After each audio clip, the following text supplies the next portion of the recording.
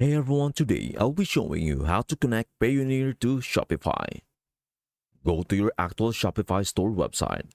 Look at the low part where you can find the settings and click it. Click Payments. You can see Choose a Provider and click it.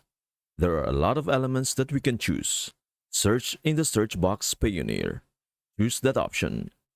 Click Install and it will lead you to another tab and hit Install. Next, click Manage Account.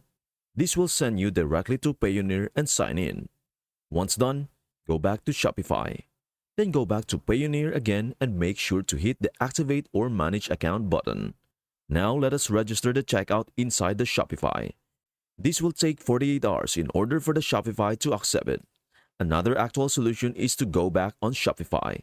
Click Payments, then go to Manual Payment Method below. Choose Create Custom Payment Method. Click Infos, and in the payment instructions, you will go to Payoneer, go to Get Paid and Receiving Accounts. Copy the infos about your account details and paste it, and if everything is done, click Activate. And that's it. That is how you connect Payoneer to Shopify. I hope this helps. Thank you for watching and see you in our next video.